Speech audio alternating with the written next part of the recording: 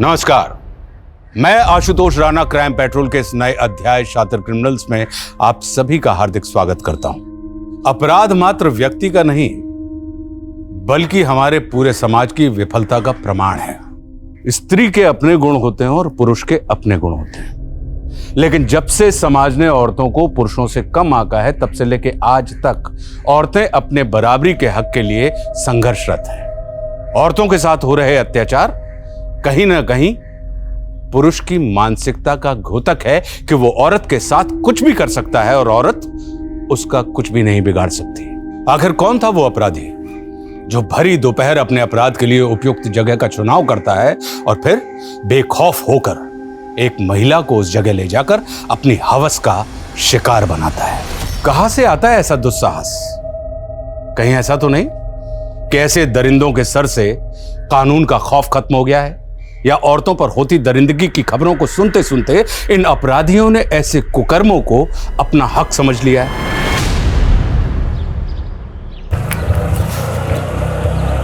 बस भैया, आजा मीता। ले भैया, ये भी ले, मिठाई लीजिए छोरा भाई। हाँ चल मीता, आज गृह प्रवेश है ना थारो।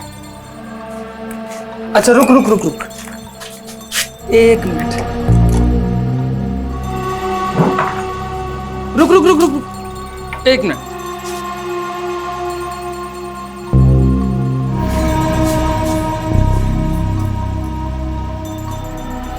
चल आजा।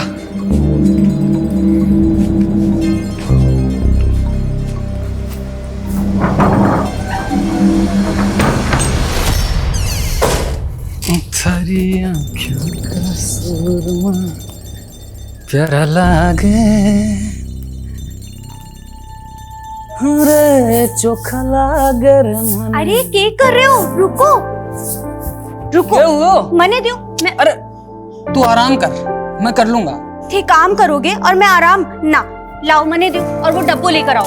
अच्छा ठीक है।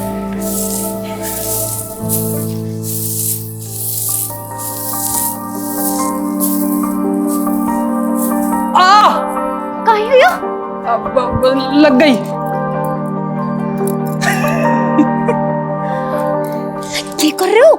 कोई आ जाएगा। शर्मा रही हो, मेरे से शर्मा रही है। देख, आज से हम दोनों एक दूसरे की परछाई हैं, एक दूसरे के सच्चे साथी, दुख में भी और सुख में भी, है ना?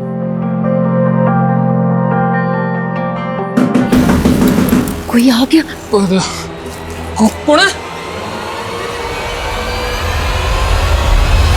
हमारे को मालूम है आप लोग नाराज हो हमारे से, पर इसमें हमारी कोई गलती नहीं है। मैंने तो बस प्रीति की मदद की सरपंच जी के छोरे अंकुर के साथ भागने में। वे दोनों ब्याह करना चाहते थे एक दूसरे से। अरे झूठ मत बोल सुबोध, तू मेरी छोरी को बहला फुसला के ले गया था और जब उसे तेरी नियत का पता चला ना तो वापस आ गई। नहीं नहीं, ये सही नहीं है। आप चाहो तो प्रीति को बुला के पूछ लो। तू पंचों के सामने मेरी छोरी को बेइज्जत करना चाहे? नहीं आएगी वो यहाँ। सरपंच जी, एक बार अंकुर को बुला के तो पूछ लो ना, सब साफ साफ हो जाएगा। ये क्या कर रहे हो? तो सुनो, मेरे छोरे को बदनाम करता है। मारो इसे। नहीं नहीं नहीं, हमारी बात तो सुनो। मारो इसको, हाथ जोड़, मारो इसको। रुक जाओ, मत मारो, मैं जाके हाथ जोड़ू। मत मारो।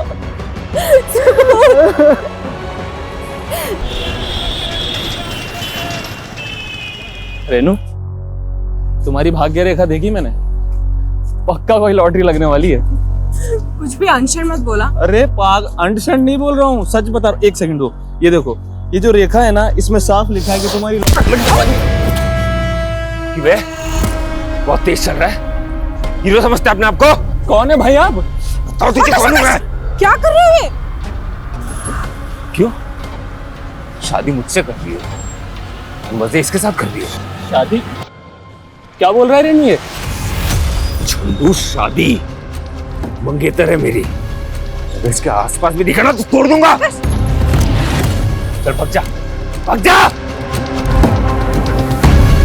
चल घर ड्रॉप कर देता हूं। चल हटो। इसमें रोने की क्या बात है रेनू? सही तो कहा आकाश ने, तेरा होने वाला पति है वो। अगर तुझे इस तरह से सड़क पर किसी के साथ हंसते बोलते देखेगा तो गुस्सा तो आएगा उसे। पापा आप उसकी साइड ले रहे? मैं किसी की साइड नहीं ले रहा हूं, मैं हकीकत की बात कर रहा हूं। और अब तू ये ऐसे छोटी छोटी बातों पे आंसू बहाना बंद कर। तू तो शादी करके चली जाएगी, तेरे बाद मुझे रागनी के लिए भी तो लड़का देखना है। पापा लेकिन उसने तेरा दुखड़े सुनने का वक्त नहीं है मेरे पास। अब जैसा आकाश कहे वैसा ही कर तू, मेरे पर शिकायत नहीं आनी चाहिए। हाँ, और सुन, अभी फोन कर आकाश को और माफी मांग अभी।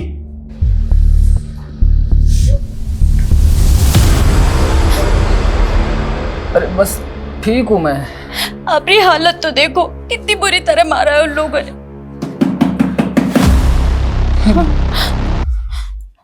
मैं नहीं नहीं नहीं, मत जाऊं।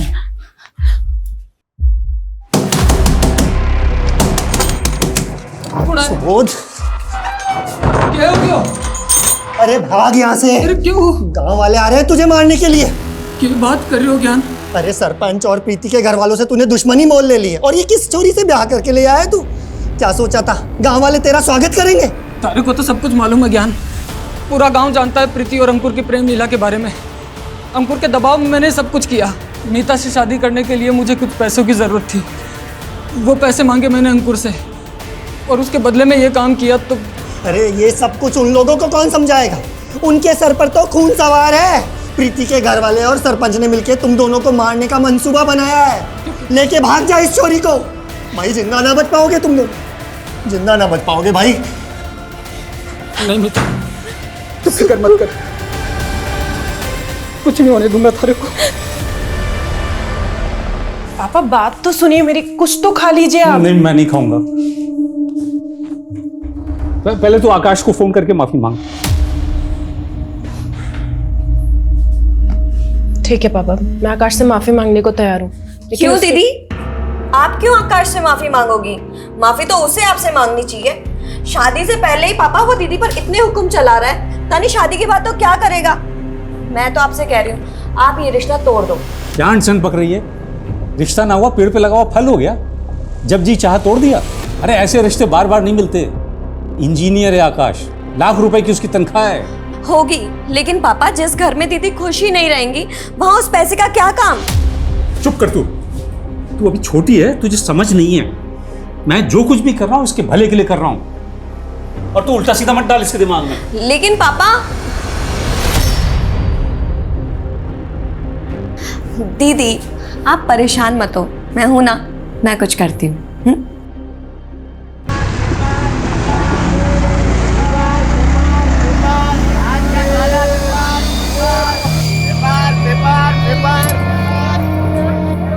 लो भैया,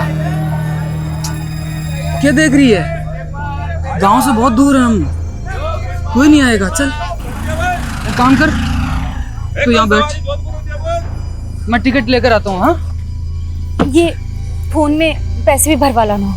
ठीक है, तू बैठ, मैं आता हूँ। हाँ,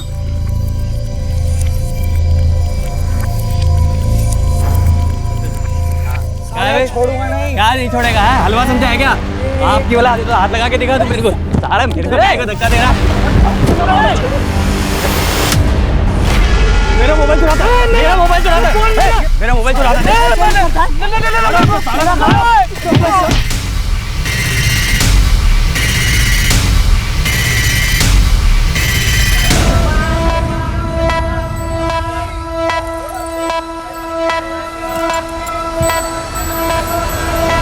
अब मैं चोर नहीं हूँ साहब, वो दोनों गुंडों ने मारे को फंसा दिया साहब। झूठ मत बोल, सबने देखा था तुझे, तेरे पास दो मोबाइल थे। अब उन दोनों में से एक तो मेरा फोन था, एक मेरी बीवी का फोन था साहब। सब हुआ क्या था कि मैं जा रहा था और उन दोनों में से एक बंदा मेरे से टकराया और मेरे गिर गया साहब, मेरा फोन भी गिर गया।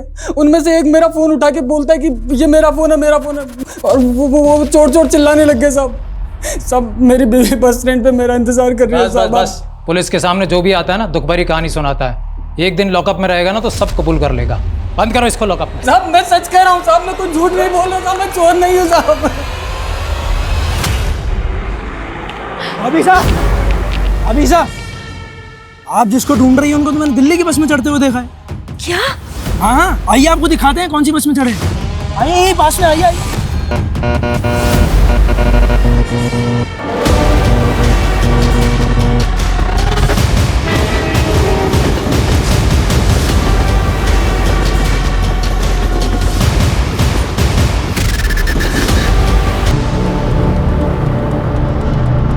सर शायद इसलिए ताकि शिनाख्त ना हो सके। पूजा, बड़े को कवर करो। ये जंगल रेलवे स्टेशन के नज़दीक है। मुमकिन है कि विक्टिम यहाँ की रहने वाली ना हो और कातिल इसको यहाँ पर कत्ल करने के इरादे से ही लेकर आया हो। सर ये भी तो हो सकता है कि विक्टिम और कातिल एक दूसरे को जानते हो। सर ये देखिए सर, झाड़ियों में एटीएम कार्ड मिला है। देखो जरा किसका। सर एलएनसी बैंक का है, लेकिन इस पे कार्ड होल्डर का नाम नहीं लिखा हुआ। इस बैंक की नज़दीकी ब्रांच से कॉन्टैक्ट करो और कार्ड की डिटेल्स निकलो। सर ये देखिए।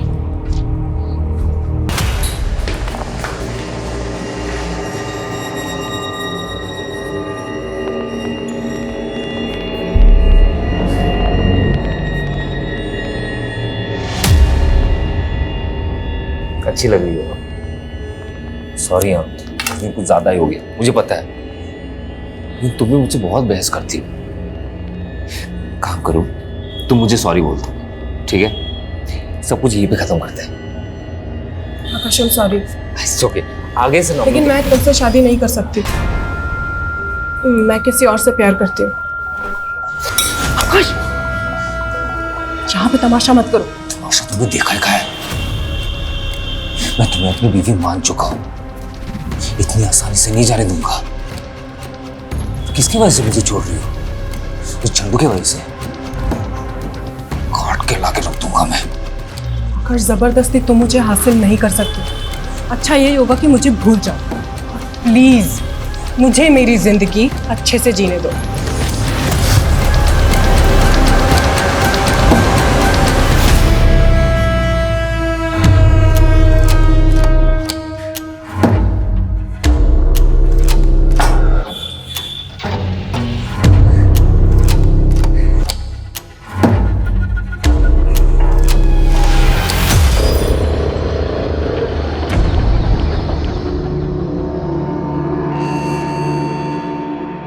अब आप पूछे इनसे, इनको कितनी बार मैंने कहा कि चोर मैं नहीं वो लोग हैं, मगर सर इसके पास 2 फोन थे तो कंफ्यूजन हुई।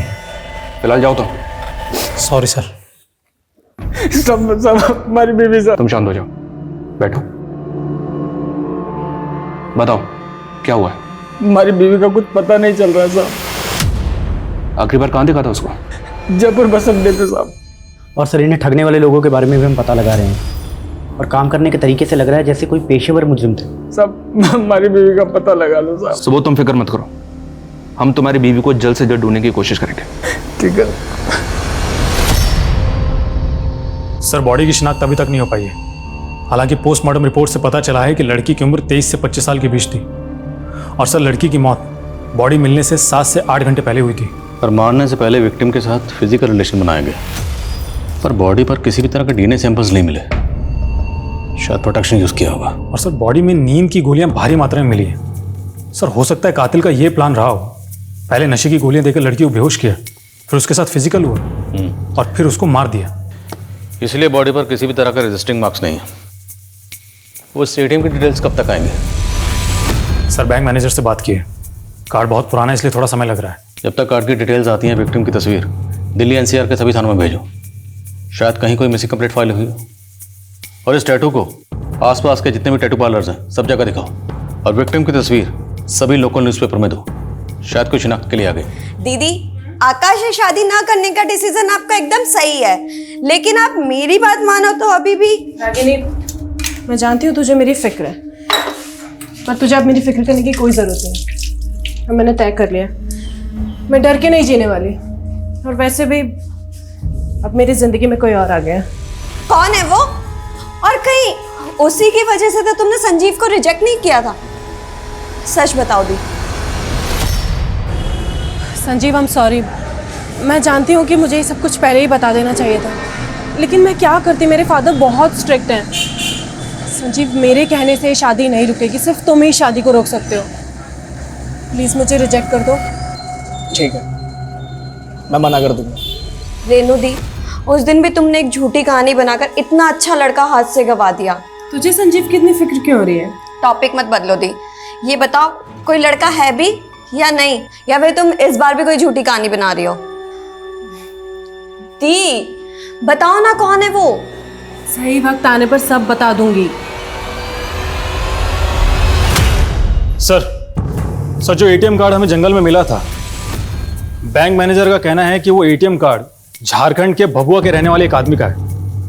सर हो सकता है वो औरत भी झारखंड की हो। मुमकिन है। तो एक काम करो, तुम झारखंड के लिए निकलो, मैं झारखंड पुलिस को इन्फॉर्म करता हूँ।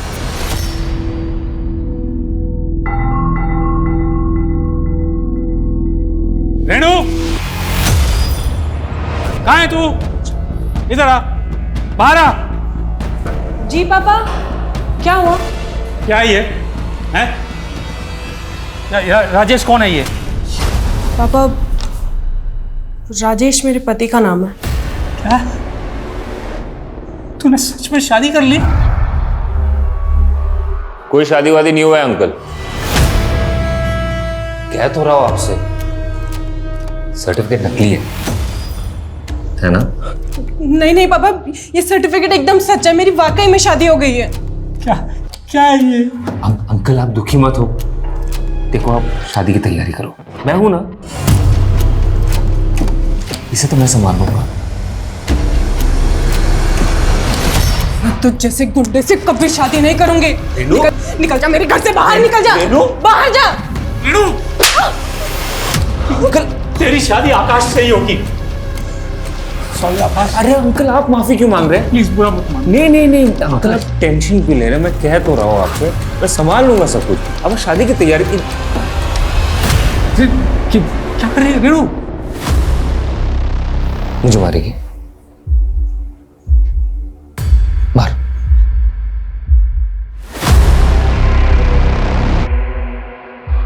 मार। आगे मत बढ़ना कोई भी। पापा हटिए आप यहाँ से, हटिए, मेरे पास मत आना। ठीक है। मुझे मेरी मरी हुई माँ की कसम है, अगर मेरे कोई पास आए तो मैं अपनी नस काट लूंगी। नहीं रेणु, क्या कर रही है? रेणु कहाँ जा रही है? पापा आप मुझे कभी समझ ही नहीं पाए।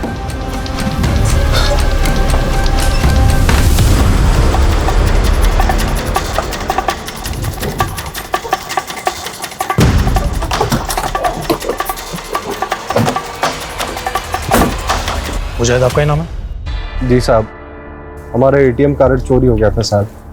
हम पंजाब में जेसीबी चलाने का काम करते हैं। अभी 2 हफ्ता पहले जब हम दिल्ली बस अड्डे पे बस का इंतजार कर रहे थे, तभी अचानक एक आदमी आधम का। कौन आदमी? साहब हम बस का राह देख रहे थे, तो आदमी हमसे आकर बोला कि हम भी झारखंड जाने वाले हैं। साहब वो हमसे बतियाने लगा, हमें बाथरूम जाना था, तो हमसे कहने लगा कि हम संभाल लेंगे तुम्हारा सामान। हमने भरोसा कर लिया साहब उस पर और लौट गए। जब वहाँ लौट कर वापस आए तो ना तो वो आदमी वहां पर था, ना हमारा सामान। और उसी बैग में तुम्हारा एटीएम कार्ड भी था? अरे एटीएम कार्ड का साहब, हमारा पर्स, हमारा मोबाइल, पैसा, कपड़ा लत्ता सब कुछ उसी में था। मुझे तुम्हारा फोन भी चोरी हुआ था ना? जी साहब। उसका IMEI नंबर है तुम्हारे पास?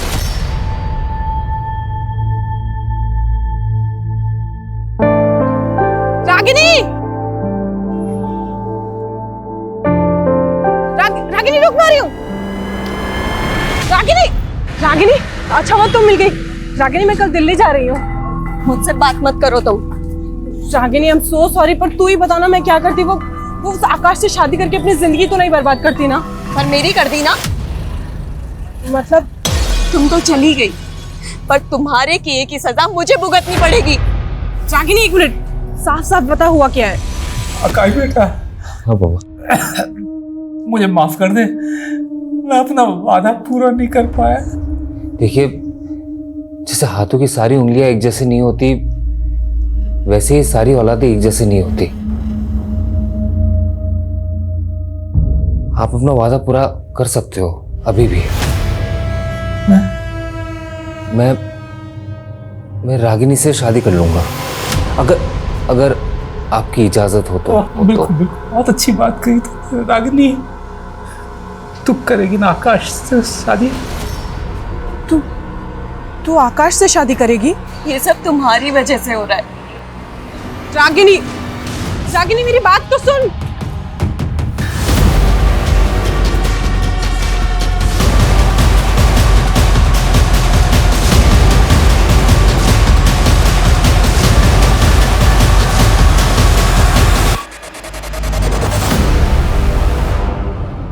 सर मुजाहिद का जो फ़ोन चोरी हुआ था उसको सर्विलेंस पे डाल दिया है।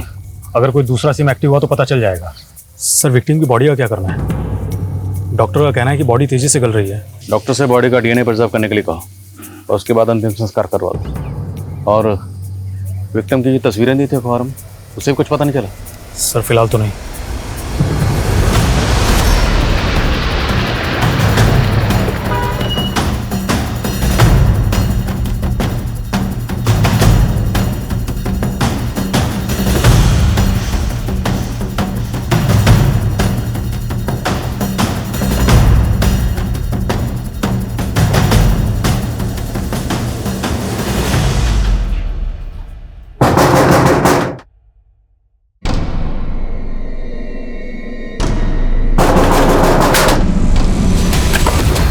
여기 자 정보.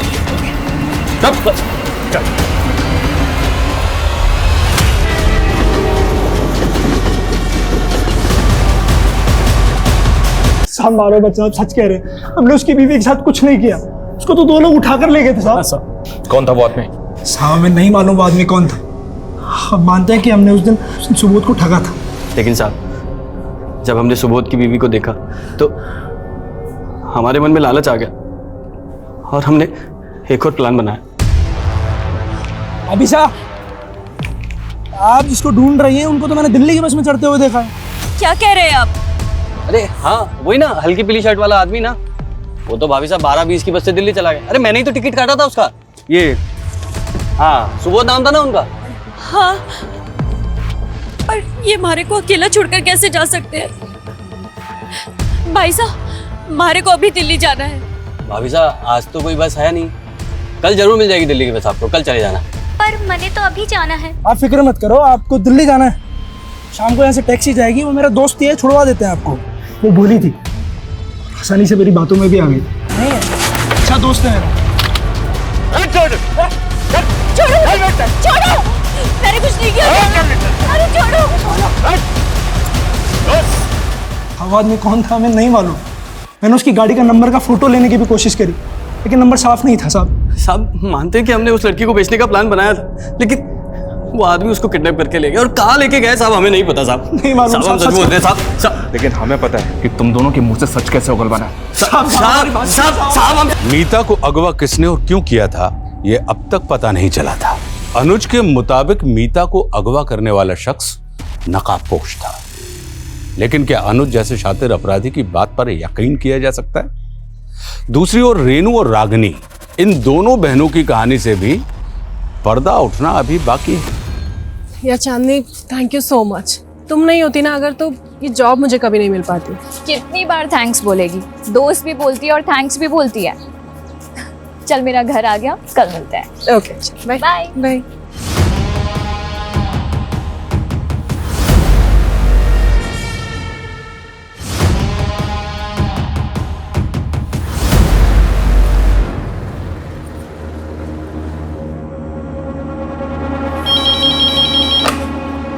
हेलो।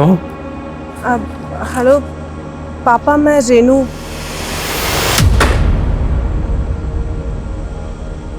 लेकिन साहब हमारी बीवी को कोई किडनैप क्यों करेगा साहब?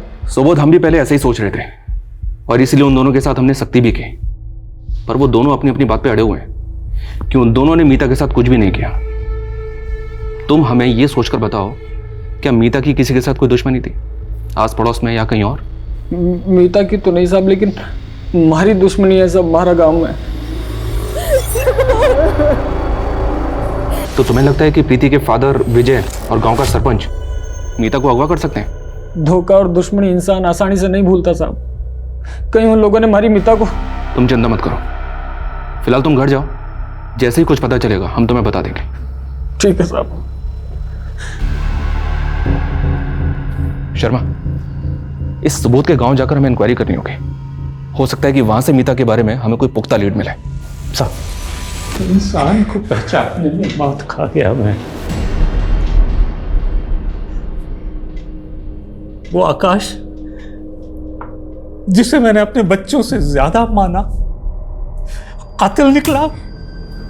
पापा पुलिस ढूंढ रही है उसे, और अच्छा ही हुआ लेकिन रेणु दीदी हम सबको छोड़कर चली गई, ना उनकी जिंदगी तो बर्बाद हो जाती।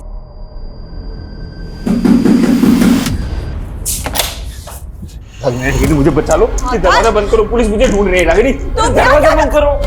निकलो यहाँ से। रागिनी मैं कह तो रहा हूँ, पुलिस मुझे ढूंढ रही है। आकाश निकलो यहाँ से। क्या बकवास कर रही हो? तुम मेरी होने वाली बीवी हो। मेरा तुमसे कोई रिश्ता नहीं है, चलो निकलो यहाँ से। निकलो। वो ठीक करिए, तुम्हारा उससे अब कोई रिश्ता नहीं है। तेरा भी पढ़ निकल आया क्या? छोड़ो पापा को आकाश, छोड़ो। मैं इस घर से नहीं जाऊंगा। मैं भी देखता हूँ कौन मुझे तो इस घर में नहीं रखता। मैं भी देखता हूँ कौन निकालता है। बाहर जा। यहाँ मत रुक। नहीं, इस घर में नहीं रह सकता। निकलो यहाँ से, वरना जान से मार डालूंगी। निकलो यहाँ से। छोड़ूंगा नहीं तुझे।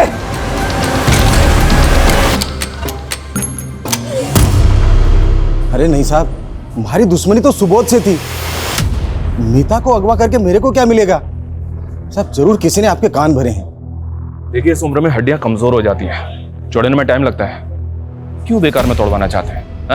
धमकियां किसी और को देना साहब। सरपंच हूं गांव का, नियम कायदे मैं भी जानता हूं। जब कह रहा हूं मीता को अगवा नहीं किया तो नहीं किया। कोई सबूत है आपके पास? सबूत हो ना तब आना। जयराम जी की। सर मुजाहिद का जो फोन चोरी हुआ था वो जयपुर में एक्टिव हुआ एक नए नंबर के साथ। किसका नंबर है?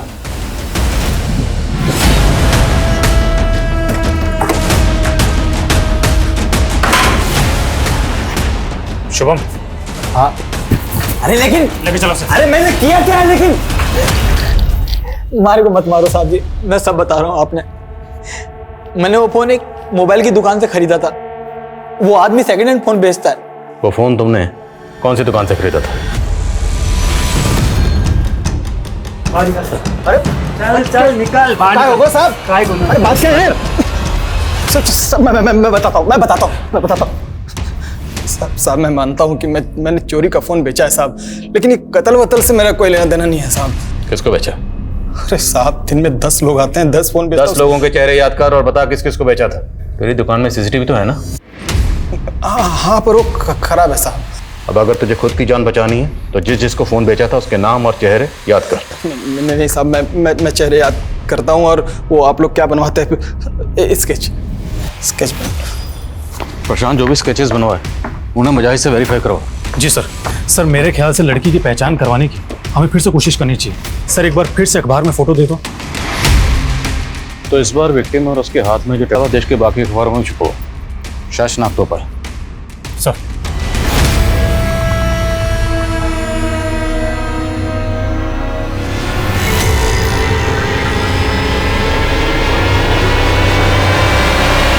सर प्रशांत के बनाए स्केचेस में से एक स्केच को मुजाहिद ने आइडेंटिफाई कर लिया है।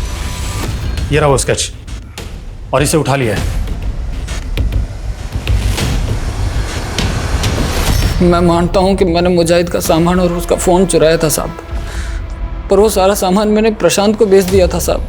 तुमने जो मुजाहिद का सामान चुराया था उसमें मुजाहिद का एटीएम कार्ड भी था, और वो एटीएम कार्ड हमें एक लड़की की डेड बॉडी के पास मिला। वहाँ कैसे पहुँचा? मतलब तुमने पहले उस लड़की का मर्डर किया, सामान प्रशांत को भेजा, और वो एटीएम कार्ड तू गलती से वहीं भूल गया, है ना? साहब ये सच नहीं है साहब, मैं कोई खूनी नहीं हूँ साहब। मारे को तो ये चोरी भी मजबूरी में करनी पड़ी थी साहब। एक हफ्ते पहले मारे को भी वहीं पर लूटा था किसी ने, उसी जगह पर।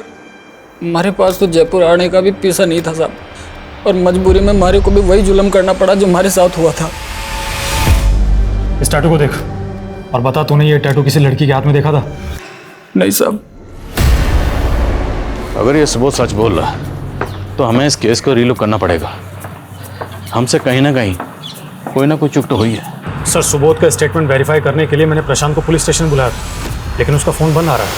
सर प्रशांत का घर और दुकान दोनों जगह चेक किया, दोनों जगह ताले लगे हुए हैं। खबरियों को काम पे लगाओ, लेकिन ढूंढो इस प्रशांत को। जी सर। इस प्रशांत ने भागकर कम से कम इतना तो साबित कर दिया कि इसका इस केस से कोई ना कोई ताल्लुक तो है। सर खबरियों ने पता लगाया कि मीता को जीबी रोड के एक ब्रोथल में बेचा गया। वो ब्रोथल मुन्नी नाम की एक औरत चलाती है। उसने बताया कि 5 महीने पहले मीता एक अपने कस्टमर के साथ भाग गई थी। एक काम करो, लोकल पुलिस की मदद से मीता की सर्चिंग शुरू करो। मैं तब तक उसके पति सुबोध को इन्फॉर्म करता हूँ। Okay sir.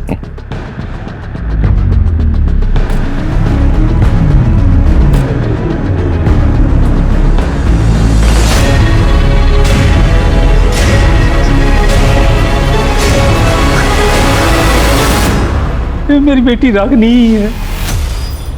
उसके हाथ में ही ऐसा टैटू बना था। वो अपनी बहन रेनू को ढूंढने यहाँ दिल्ली आई थी। मुझे क्या पता था एक बेटी की तलाश में दूसरी बेटी भी खो दूंगा। रागिनी का फोन स्विच ऑफ है। क्या आपके पास आपकी बड़ी बेटी रेनू का फोन नंबर है? मुझे उसका पुराना नंबर याद है। नंबर बताइए। सर रेनू का फोन स्विच ऑफ आ रहा है, लेकिन मोबाइल कंपनी से पता चला है कि उसने नंबर लेने के लिए इलेक्ट्रिसिटी बिल सबमिट किया था, जिस पर फरीदाबाद का एड्रेस है। फरीदाबाद? जी सर। सर जब वहाँ पहुंचे तो मालूम चला कि रेनू फरीदाबाद से जयपुर जा चुकी है। और जयपुर में कहाँ रह रही है आजकल? सर ये तो पता नहीं चला है, लेकिन सर रेनू फरीदाबाद के जिस एड्रेस पर रहती थी उसी एरिया में चांदनी नाम की लड़की भी रहती थी, जिसका कुछ दिनों पहले मर्डर हुआ। सर ताज्जुब की बात तो ये है कि चांदनी का मर्डर भी वैसे ही हुआ था जैसे रागिनी का मर्डर हुआ था। क्या दोनों विक्टिम्स को मारने से पहले नशे की दवा दी गई? हाँ सर। और सर इतना ही नहीं, दोनों लड़कियों का रेप भी हुआ था और चांदनी की लाश भी रेलवे ट्रैक के पास के जंगलों में मिली थी। दोनों एक दूसरे को जानते थे? नहीं सर, लेकिन चांदनी रागिनी की बहन रेनू की बहुत अच्छी दोस्त थी। रेनू की बहन रागिनी का कत्ल ठीक उसी तरह से हुआ जैसे रेनू की फ्रेंड चांदनी का। माजरा क्या है? सर कम है sir Ragini call records. Sir call records में एक नंबर ऐसा मिला है जिससे रागिनी रेगुलरली टच में थी। किसका नंबर है? सर नंबर तो फेक डॉक्यूमेंट से कर लिया गया है, लेकिन जिस फ़ोन में ये नंबर यूज़ हो रहा था वो डबल सिम स्लॉट वाला फ़ोन है। तो जाहिर सी बात है इस दूसरे सिम के डॉक्यूमेंट्स भी फेक ही होंगे। जी हाँ सर, लेकिन सर इंटरेस्टिंग बात तो ये है कि ये जो दूसरा सिम कार्ड है ये किसी और फ़ोन में एक्टिव था। ये हमारा पहला फ़ोन है जो कि डबल सिम स्लॉट वाला है। ये पहला सिम बंद है और ये जो दूसरा सिम है ये किसी दूसरे मोबाइल में एक्टिव है और ये दूसरा फ़ोन भी डबल सिम स्लॉट वाला है। जब हमने इसके IMI नंबर को ट्रेस किया तो पता चला कि इसमें एक तीसरा सिम यूज़ हो रहा था और ये तीसरा सिम अब किसी और फ़ोन में एक्टिव है। और सर ये सिम जिसके नाम पर रजिस्टर्ड है उसके बारे में पता चल गया है। कौन है वो? हमारी बात को भरोसा करो साहब, वो चोरी का फ़ोन था जो मैंने प्रशांत से खरीदा था। अब उसके पहले किसने इस्तेमाल किया, कब किया, मैंने क्या मालूम साहब। एक बार तुम पर भरोसा करके गलती कर चुके हैं, लेकिन वो गलती दोबारा नहीं दोहराएंगे। मर्डर केस है। जिस लड़की का कत्ल हुआ ना उसकी एक नंबर पर लगातार बात होती थी और जिस नंबर पर बात होती थी और जिस मोबाइल इंस्ट्रूमेंट में वो सिम इस्तेमाल होता था उस मोबाइल इंस्ट्रूमेंट के तार तेरे मोबाइल से जुड़ रहे हैं। इस बार सीधे सीधे पूछ रहा हूँ, सीधे सीधे बता दे। अगर नहीं बताएगा ना तो उल्टा लटकाएंगे और इस बार इतना मारेंगे। हाँ तो मारो ना साहब, मारो, लेकिन सच यही है साहब कि किसी खून से मेरा कोई लेना देना नहीं साहब। हमारी तो किस्मत ही खराब है जो ये सारे दुख और ये मुसीबत एक साथ हमारी किस्मत में आ लिखे। और साहब अगर आप बोल रहे हो कि मैं खूनी हूं तो हमारी बीवी मीता को खूनी कौन है साहब? मतलब आप साहब बोल क्या कहना चाहता? साहब मेरी बीवी मीता का खून हो गया था साहब और मैंने जयपुर थाने में रिपोर्ट भी लिखवाई है। आप चाहो तो पता कर लो। सुबोध बुरी खबर है तुम्हारे लिए। तुम्हारी बीवी मीता को दिल्ली में एक कोठे पर बेचा गया था। हम उसे ढूंढ ही रहे थे कि हमें उसकी ये फोटो मिली। पानीपत में उसकी लाश मिली हमें। किसी ने उसका गला दबा के मार दिया था उसे। सर मुझे नहीं लगता सुबोध खूनी हो सकता है। मैंने पता किया है, इसकी वाइफ का मर्डर हुआ था और ये बात सच है। हालांकि चांसेस कम है पर फिर भी क्वेश्चनिंग करते रहो। प्रशांत के बारे में कुछ पता चला? सर तलाश जारी है। ढूंढो उसे। सर साला भी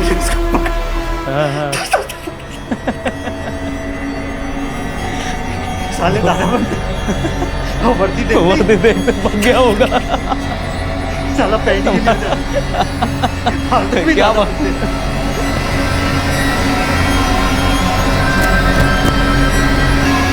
भाई 2 मिनट जोर से लगी।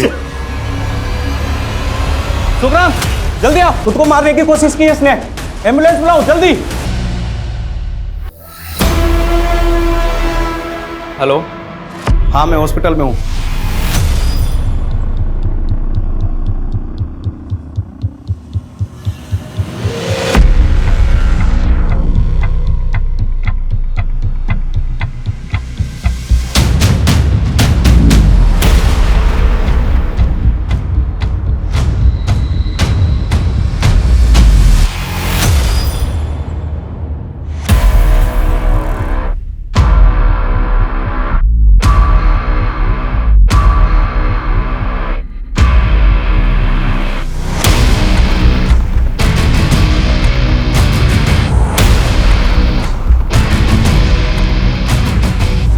पुलिस की नजरों में अब भी प्रशांत और सुबोध दोनों संदिग्ध थे। पुलिस ने सुबोध की फोटो कई रीजनल अखबारों में छपवाई। कई हफ्तों तक यह सिलसिला चलता रहा। अंततः पुलिस के हाथ कुछ ऐसा लगा जिसने इस केस का सबसे बड़ा खुलासा किया। एक ऐसा सच सामने आया जिसने सबको अचंभित कर दिया। सर, इस सुबोध को तो हम निर्दोष समझ रहे थे, ये तो बड़ा ही शातिर निकला। अखबार में हमारे द्वारा सर्कुलेट की गई फोटो को देखकर कई पुलिस स्टेशन से फोन आए। सर, बंगाल पुलिस ने तो इसे वांटेड घोषित किया है। दुर्गापुर में एक मर्डर किया था इसने। पर समझ में नहीं आई, सुबोध का नाम डेटाबेस में कैसे नहीं मिला? क्योंकि सर ये हर जगह फेक नेम से क्राइम करता है। बंगाल पुलिस में बादल नाम से केस रजिस्टर्ड है, बिहार में विनोद और एमपी में रघुराम। सर, बंगाल केस में सुबोध ने एक फेक आइडेंटिटी क्रिएट की थी। अंजना नाम की एक लड़की को जंगल में ले जाकर नशे की दवाइयाँ दी, उसके साथ रेप किया और उसका मर्डर कर दिया। एक आई विटनेस की वजह से पकड़ा गया और 2 महीने तक जुडिशियल कस्टडी में था। सर, जेल के इंचार्ज से मेरी बात हुई। उसका कहना है कि सुबोध जेल में चार्ल्स शोभरा जैसे सीरियल किलर्स की किताबें पढ़ता था और दूसरे कैदियों को भी सीरियल किलर्स की कहानी सुनाता था। Serial killer? इस सुबोध की दिमागी हालत मुझे कुछ ठीक नहीं लग रही। सर, जेलर को भी यही लगता था, तो उन्होंने साइकेट्रिस्ट को कंसल्ट किया और साइकेट्रिस्ट का कहना था कि सुबोध सेक्स एडिक्ट है और उसके लिए वो मर्डर भी कर सकता है। अच्छा, इसकी जमानत तो हुई नहीं होगी, फिर ये छूटा कैसे? सर, सुबोध ने वही तरीका वहाँ अपनाया जो उसने यहाँ अपनाया था। सुसाइड का नाटक करके अस्पताल में भर्ती होकर चकमा देकर भाग गया। अच्छा, सुबोध ने बंगाल के अलावा और कहाँ मर्डर किए? सर, सुबोध ने कुल 11 मर्डर किए हैं, अलग अलग नाम से, और सब में विक्टिम औरतें थीं। गुजरात, मध्य प्रदेश, पंजाब, हरियाणा में भी मर्डर किए सुबोध ने। तो मतलब अगला मर्डर ये दिल्ली में नहीं कहीं और करेगा। ये कहीं ना कहीं तो अगले शिकार की तलाश में होगा। वर्मा, इससे पहले ही किसी और मासूम को अपना शिकार बनाए, ये सुबोध मुझे सलाखों के पीछे चाहिए। सर, हेलो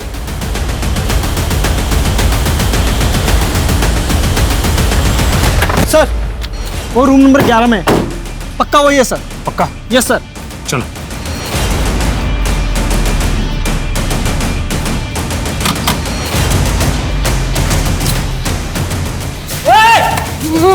सुबोध, बहुत घुमा लिया तूने हमें। अब पुलिस स्टेशन चलने का समय आ गया।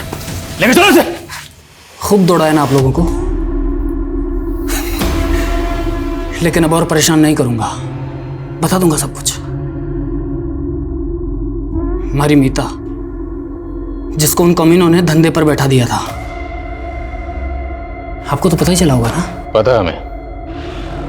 हमारी बीवी मीता अपने किसी कस्टमर के साथ भाग गई थी। अरे वो कस्टमर नहीं तो था, पहले भगा के ले गया उसे और मार दिया। फिर क्यों मारा मीता को? मैली होगी थी ना साहब। मीता की मौत के बाद मानो मन नया जन्म मिल गया हो। सालों तक लोगों ने सताया मारे को, पर अब हमारी बारी थी। रेणु कहाँ? यहीं दिल्ली के त्रिनगर में शादी की थी उससे मैंने। और रेणु की बहन रागिनी, उसे क्यों मारा? रेणु के साथ उसे मार्केट में देखा था मैंने। रागिनी बड़ी पसंद आई थी मैंने, लेकिन रागिनी से पहले रेणु की सहेली चांदनी से मिला मैं। और बाद में मुझे पता चला कि रेणु रागिनी को बार बार फोन करती थी और वहीं से रागिनी का नंबर चुराया मैंने और फिर रेणु से मिलने के बहाने उसे दिल्ली बुला लिया। बस बस भाया। यहाँ पर किस लिए? यहीं से जाना पड़ेगा, वो पूरा घूम के जाएंगे तो टाइम लग जाएगा ना।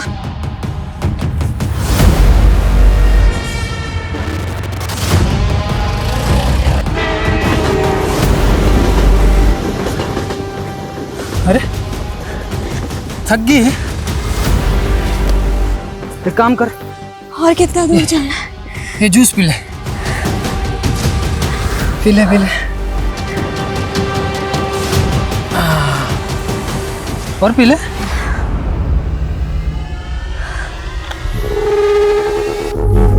चलो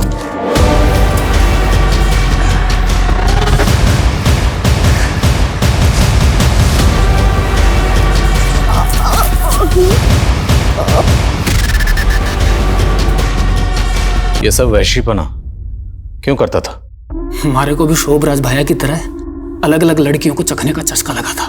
तूने सभी विक्टिम्स को किसी रेलवे स्टेशन के पास वाले जंगल में ले जाकर मारा और वहां ले जाकर मारने से पहले तूने नशे की दवाई देता था। कहां से सीखा ये सब? अभ्यास किया था साहब, खूब पढ़ता था मैं जेल में। और इतना ही नहीं, प्रोटेक्शन यूज करता था हर बार, ताकि आप लोगों को कोई सबूत ना मिले। सोचा था कि शोभराज भाई का रिकॉर्ड तोड़ दूंगा।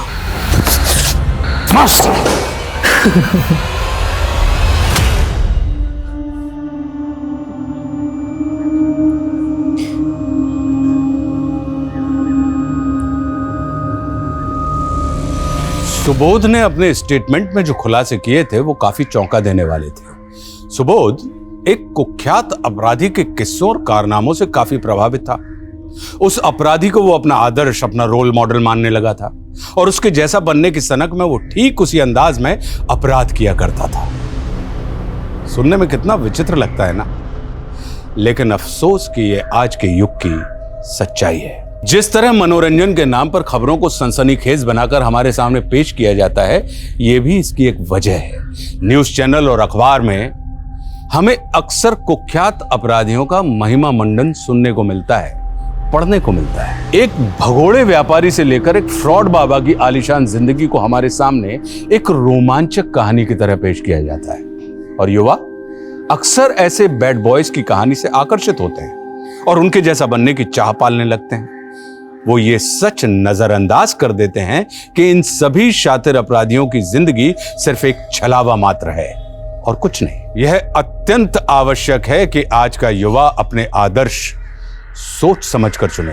अब मैं आशुतोष राणा विदा लेता हूं आपसे। हम फिर से मिलेंगे एक ऐसी ही कहानी के साथ जो आपको रखेगी सतर्क और जिंदगी को सुरक्षित। तब तक अपना और अपने परिवार का ख्याल रखिए और देखते रहिए क्राइम पेट्रोल सतर्क। जय हिंद।